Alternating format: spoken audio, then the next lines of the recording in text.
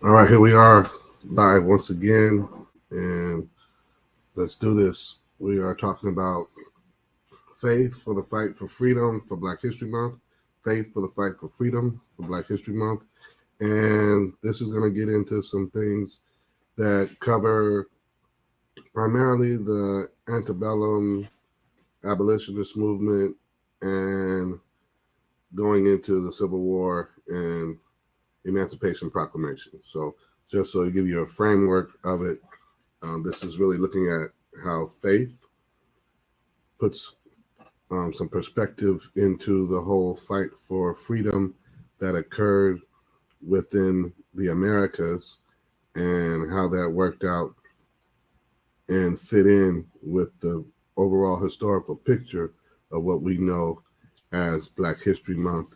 And some things we don't always talk about, some things that we just need to talk about. So here we go, and let's talk about it. So when we look at a timeline of, the fight for freedom from what is known as chattel slavery, the fight for freedom for Blacks and enslaved Africans, the fight for freedom that has been documented throughout history, we start to look at one of the major things that occurred in this fight for freedom was Toussaint Louverture and the Haitian rebellion, Haitian revolt, Haitian revolution that occurred with Toussaint Louverture in 1791. Then we move into 1795, which actually spans 1795 to 1835, which is known as the Second Great Awakening. That's where the Protestant religion has this massive appeal and widespread influence and inspiration within the United States. And go to 1800, then you have Gabriel Prosser, which is in Virginia, which that was a plotted revolt inspired by the Haitian Revolution as well as the American Revolution. Okay, then you go to 1811, the German Coast Uprising led by Charles Dillon of Louisiana, which was supposed to occur with plantations all along the Mississippi River and incorporate those enslaved and marginalized, talking about poor whites, talking about enslaved people, free Blacks, and including those who were indigenous people in the area, all right, as well as those who were displaced through acquisition of the land from the French and the Spanish. So remember, Louisiana has all those different influences. And 1816 is when you get the establishment of the AME Church with Richard Allen and him being the first bishop, and that was in Pennsylvania. And then you get to 1822, that's when you get to Denmark Vesey and his plot to have an uprising in South Carolina, which also is connected to AME because Denmark Vesey was AME and he was also connected to Morris Brown. Then you go to 1829. David Walker's Appeal to the Colored Citizens of the World is published. And 1831, Nat Turner's Revolt and Revolution in Virginia. 1848 is when you get Henry Highland Garnet with his address to the slaves in the United States. And it's 1861 when the Civil War begins. And it's 1863 when you get the Emancipation Proclamation. I'm not going to get into the 13th Amendment or anything like that, but you see this spans from the very late 1700s and goes into the mid 1800s, okay? And so when we talk about this, let's look at the Great Awakening. And when we talk about the Great Awakening, as I mentioned, was this Protestant revival that occurred from 1795 to 1835. And here's what one source says. It says abolitionists have varied perspectives on emancipation and what was considered the right solution to the quote unquote peculiar institution. Different groups like the American Anti-Slavery Society and the American Colonization Society were both fighting to abolish slavery. However, they acted in contradicting ways. One group wanted to include and invite free slaves into American society. The other wanted to free and send slaves back to Africa. So when we talk about the American Colonization Society, when I mentioned Henry Highland Garnet, he was a colonizationist. He actually passed away in Liberia. And so colonization was to send African Americans back to Africa. That was the Back to Africa movement. Like, free them, let them go back to Africa. And that's how they established Liberia. Okay. And that's why you have Monrovia, named after James Monroe. And people who believed in colonization were like, yeah, set them free, but don't let them stay. Send them away. And then you had other groups that wanted people to be free, as well as to be part of the overall American society. So those are two opposing views. And so this actually hindered the progress for the Protestant-based, faith-based abolitionist movement. Okay. And this is why this influenced different leaders, and it created different principles within the country.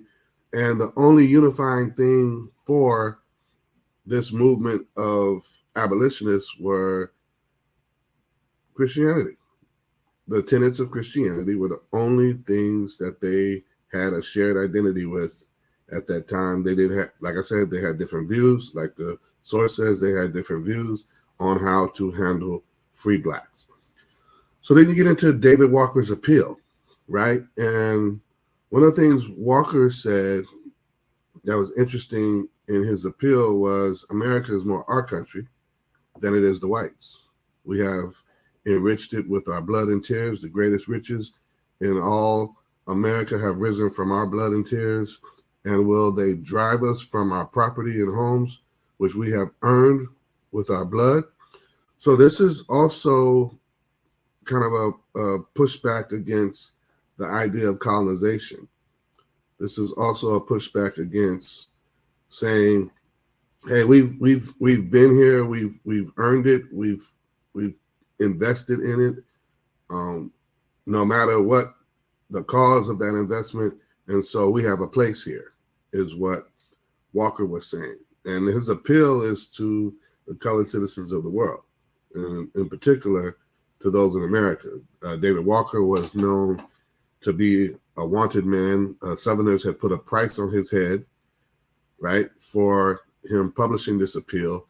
And in doing so, this made it to where the death of David Walker has always been pointed to as someone basically assassinating him because of what he did through his appeal to the colored citizens of the world.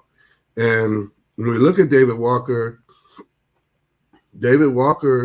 actually influenced both Maria Stewart and Frederick Douglass. He influenced both Maria Stewart and Frederick Douglass. And so when we look at David Walker and what he was able to do with his, right, with his appeal, we're able to see that he had an influence in these areas. And let me break this down. David Walker influence, according to Peter Hinks, says his appeal embodied the positive activism required by the evangelicalism fueling the Second Great Awakening of the 1830s. The individual must enthusiastically assent to receiving God's free offer of grace and must make the receipt manifest through acts of goodwill in the world. So David Walker was saying, you know, there's a uplift that should occur within the colored citizens of the world. There's an uplift that should occur within the colored citizens of the world. And that's part of where this view from a historical perspective was showing David Walker's appeal being more aligned with the tenets of the Second Great Awakening that really picked up steam in the 1800s, which we know in the early 1800s being the antebellum period. So you got that matching up with this, his appeal matching up with this surge of Christian inspiration and influence, and they come together and they match up, and this is part of the fuel for some of the abolitionist rhetoric that we see coming from, as I said, Frederick Douglass in his approach versus what we'll see with Henry Highland Garnet in his approach. Okay, so just keep that in mind. Also going back to what we saw with this framework, right, as far as the timeline, this is occurring, right? David Walker's appeal is occurring 7 years after Denmark Vesey has already, his plot has already occurred. This is occurring almost 30 years after Gabriel Prosser has had a revolution plot thwarted, and the revolution didn't occur, and we'll see what happens with these. But understand, we're talking about what is the inspiration of faith, right? And how faith is connected to this fight for freedom. All right, let's move on. So we talked about David Walker. And after David Walker, let's talk about Gabriel Prosser, right? And Gabriel Prosser was a blacksmith. And he was, they say bondsman, but he was a slave, In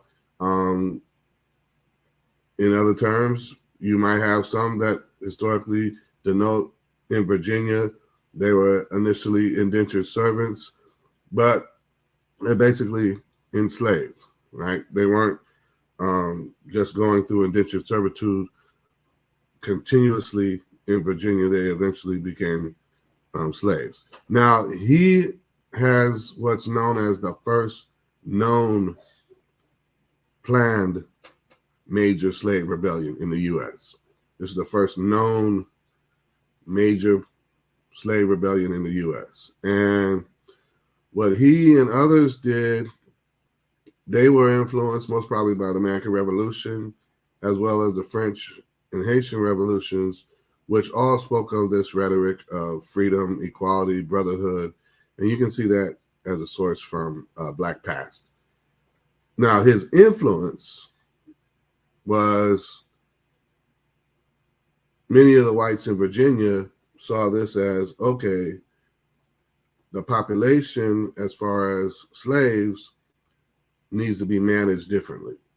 And you begin to see how laws and positioning takes place within enslavement of Africans as well as indigenous people, as far as how people are placed and held, as well as free people and their interaction with the enslaved. The influence of, getting these quote unquote savages, these inferior people to understand faith and be converted was some of the methodology that was also used based upon Prosser's revolution. And so when we talk about Gabriel Prosser, we're talking about people understanding and seeing that here is a slave revolt plot that never even transpired because of, someone gave up the information and it was thwarted, but it still had enough influence to change the way that slaves were managed, as well as the interaction of free and slaves were managed, as well as the infusion of slaves being preached at in order to be converted, more so in order to give them more humility. This is where you get a lot of the rhetoric that we talk about when we talk about, the verses that slave masters would use. Slaves, obey your masters, right? Coming from the New Testament and really honing in. The curse of Ham, understanding, well, you came from a place that was cursed, and so it's by grace that we're, bringing you in. And it has a lot of the stereotypes that have been utilized to convert people based upon you're not good enough, and it doesn't take the context of the Bible and its message into view. Where when you read David Walker's appeal, that takes a whole nother perspective on the ideals and principles and tenets of Christianity, and takes them from a perspective of both the enslaved and free blacks at that time. So keep that in mind. Two different ways of religion, faith being utilized to influence people. So let's move on. Then you have Denmark Vesey, who was, he's always noted as a Methodist leader, but Denmark Vesey was Methodist in his connection to what they call the African Church, which is also known as the AME Church. That's the other thing about when we read depictions of our own history, and it's bits and pieces from what others and other perspectives, other cultures see as our history, and they put labels and denote them as things that we may not recognize because they see them from a different perspective. So when it talks about Denmark Vesey being a free carpenter, a free black carpenter and Methodist leader, he was a leader of what we would consider a small group today. He was a leader of what we consider a small group or Sunday school Bible study group within the AME Church, okay? Within a group led by an AME minister who was actually Morris Brown, okay? And when they say the African Church, it was the African Methodist Episcopal Church, which is part of the notion there. And so he had planned this plot in South Carolina to seize the city of Charleston, right, in July of 1822. And this plot was uncovered because one of the people ended up telling his master about the plot, okay, and how they're going to seize the city and kill all these white people. And boom, they go in and they handle this, and they try to get everybody gathered up, and there were supposed to be over 1,000 people involved in this plan, and they end up gathering Vesey and 36 co-conspirators, and they end up being hung. There were more people who were arrested and detained, and some were found, quote unquote, to not be associated with the plot, but still associated with Vesey. But keep in mind, their execution, as it says here, also came with a massive demonstration of support from defiant free and enslaved blacks that required local militia and federal troops to restore order. And this comes from a site called blackpast.org. And so when we look at this, we're seeing Denmark Vesey, and we're seeing, okay, this plot was just that. It was a plot. It hadn't even come into actual volition. It hadn't even come into being, and people were shook by it. The laws, the black codes within the Carolinas changed because of it. This was a whole nother time, right? And I'm putting a book here by David Robertson in the comments. The times were just rocked at this one event that wasn't even an event. It was simply that Denmark Vesey had a mind to have this revolution based upon his reading and understanding of what it meant to be free, right? And next thing you know, they're set up to have revolution because you're reading this constant thing about freedom and liberty and what God has done and what God has provided you. And oh no, man, nothing but the debt of love. And so here it is. How are you in bondage if this is what God has offered you? And so that was part of Denmark Vesey's revolution. This is another thing. Check out A House Divided. Yaphet Kotto playing Denmark Vesey, 1982. I've seen the video. I watched the film back in the day.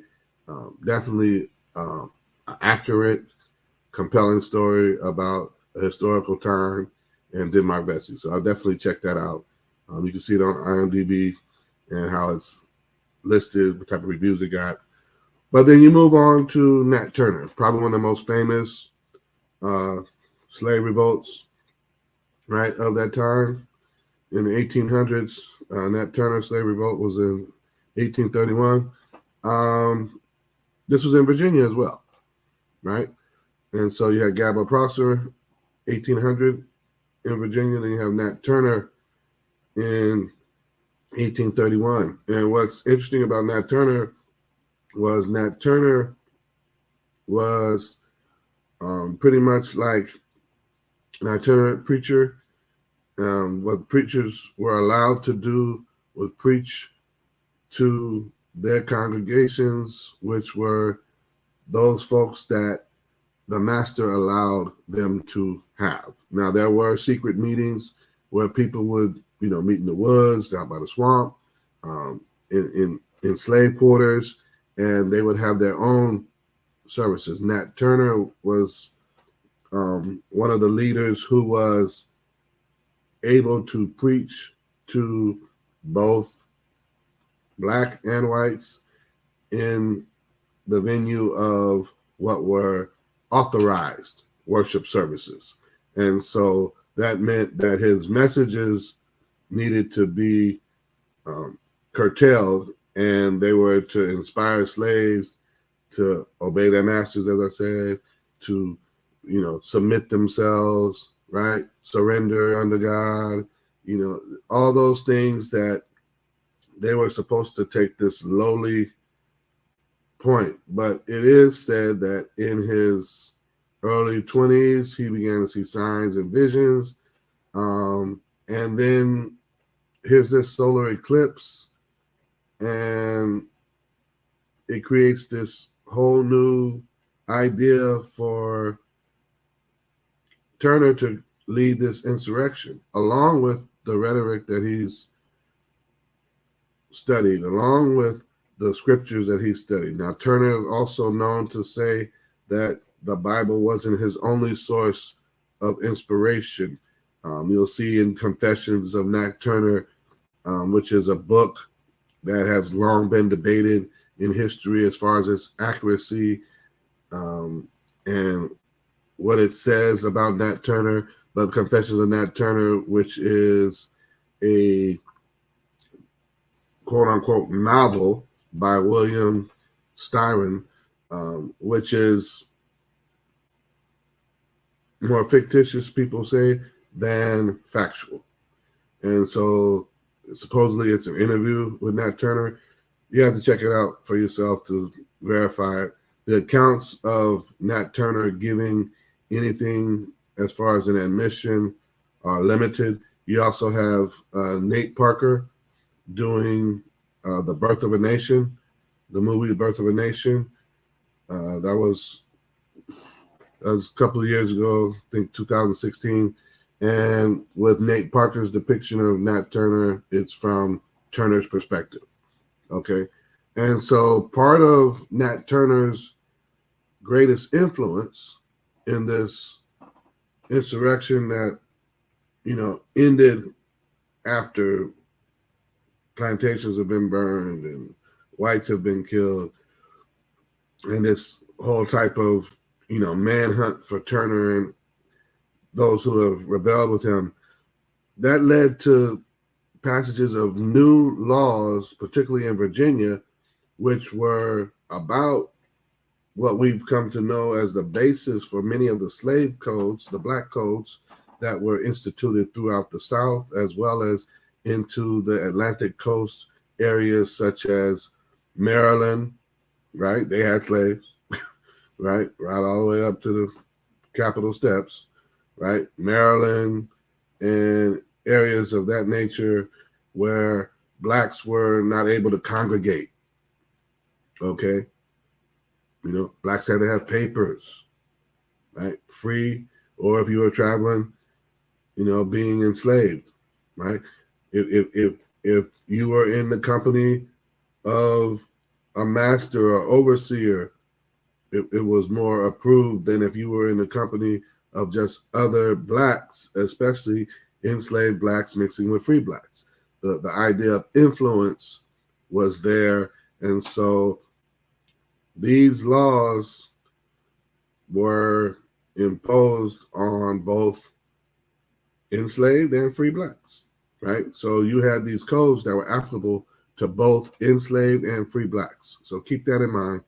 This is what we're talking about right here. Now, here's the odd thing. According to Gilder Lehrman Institute of American History on this topic, the Virginia legislature was actually debating ending slavery. You got to remember, this is the home of Thomas Jefferson, who had also proposed ending slavery previously. And so now with this rebellion, no, it ain't happening. They just like they were able to refer to the revolution, the plot of Gabriel Prosser. Now you're looking at, boom, what are we going to do? This is both in Virginia. Now, one of the largest slave revolts and the first major slave revolt plot. No, not going to happen. And so here we go. Henry Highland Garnet, well-known abolitionist, minister, educator in order, right? He was an advocate of what would be considered militant abolitionism. So you had this idea of David Walker's appeal running parallel with a lot of the tenets and principles promoted in the Second Great Awakening. And then you have Henry Highland Garnet saying, we got to bust out of this thing. Resistance. No oppressed people have ever secured their liberty without resistance. He was coming from a militant point of view. Here goes some quotes by Henry Highland Garnet. Let every slave throughout the land do this, and the days of slavery are numbered. You cannot be more oppressed than you have been. You cannot suffer greater cruelties than you have already. Rather die free men than live to be slaves. Remember that you are 4 million. Hey, you outnumber them, right? That was his promotion. You outnumber them. Let this thing die now. Let this thing end and die now. This is in 1848. This is prior to any call for civil war. This is in 1848. This is prior to any 13th Amendment. This is prior to any Emancipation Proclamation. Here's a black preacher saying, hey, you've got to take it for yourselves. In every man's mind, the good seeds of liberty are planted, and he who brings his fellow down so low as to make him contented with a condition of slavery commits the highest crime against God and man. You know, what better inspiration for people to get up and fight an enemy than to say, hey, you know what? Not only is this a crime where you're victimizing me and my fellow man, but this is a crime against God himself. That's influenced a whole lot of folks in the past. And so when Henry Highland Garnet pushes this agenda for freedom and fighting for your freedom, there's another opposing view around the same time, which is, as I said, David Walker's appeal influenced Frederick Douglass. And so Henry Highland Garnet and Frederick Douglass were on opposing positions on how to obtain freedom on a mass scale. And so when you talk about that, Henry Highland Garnet said, let your motto be resistance, resistance, resistance. No oppressed people have ever secured their liberty without resistance. He's talking in a fashion that is on the same level as a Toussaint L'Ouverture. He's talking on the same level as what has occurred in the American Revolution. He's talking on the same level on what has occurred in the French Revolution. When you go back to Denmark Vesey and what was being said about what Denmark Vesey was trying to accomplish, he was also planning this plot on a day that would coincide with Bastille Day. And if you understand anything about the French Revolution, you can also see where Bastille Day had a connection to this uprising and liberation that occurred within the French society of the poor overtaking the aristocrats. And the French Revolution is seen as Bastille Day, this boom, the July 4th of America. You know, it's the same thing. Like we have July 4th, that's Bastille Day for the French. We have July 4th for the American Revolution, they have Bastille Day for the French Revolution. And so when we look at this,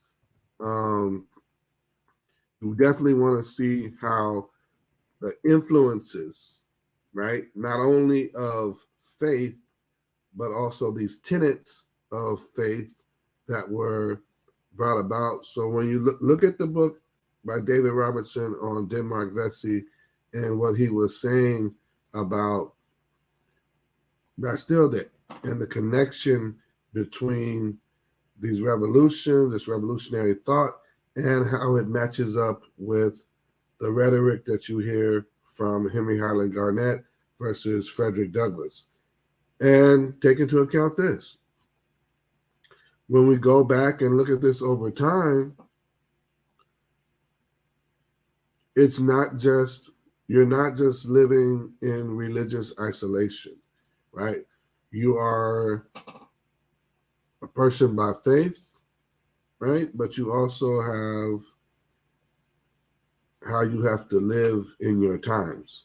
When you read the New Testament and you see Paul writing to the Romans, he's writing to a group of people who believe God.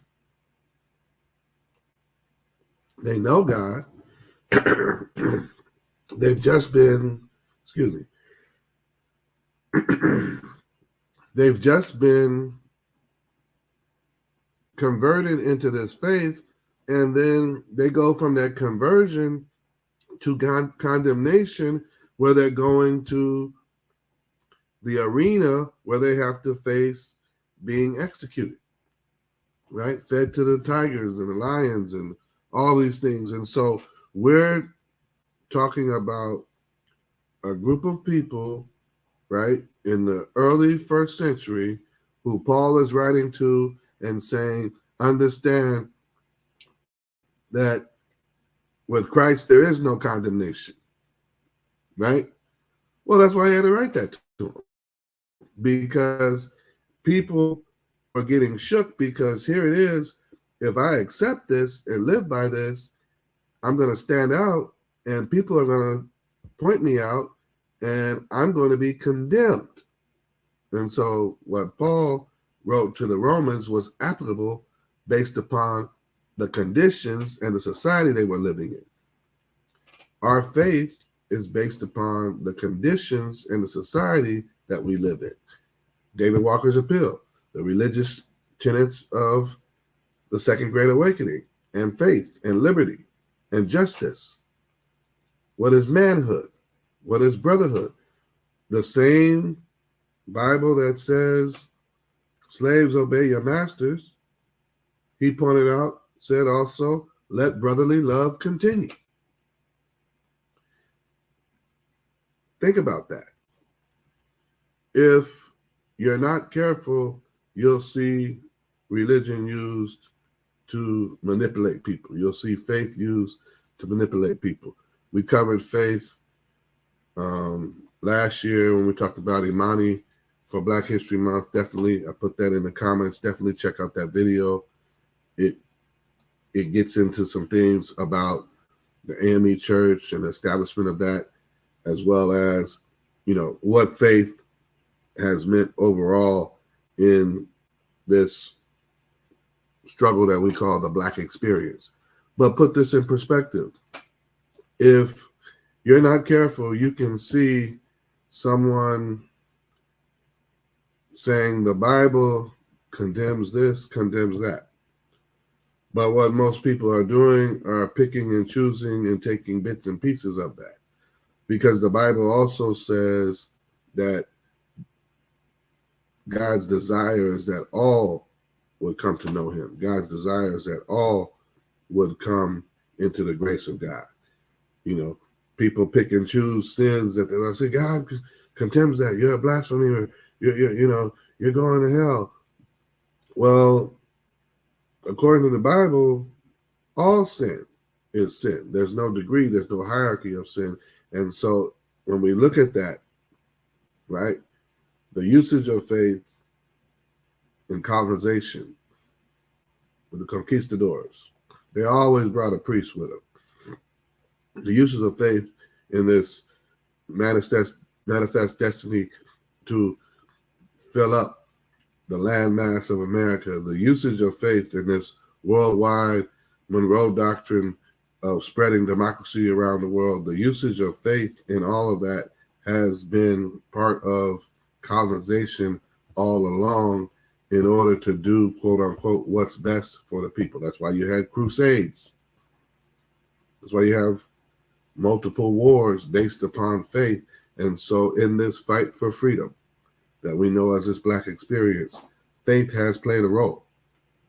The rhetoric that people have bought into, the faith that people have demonstrated, the faith that people have lived by, right? All of that is something that we can see and understand as faith playing a role and faith fueling and inspiring plenty of people to go forward and do some things that they may not have normally done.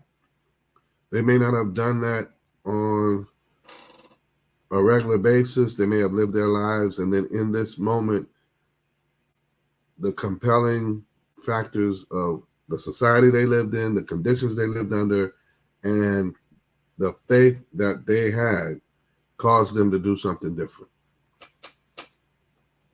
As the Bible says, the just shall live by faith.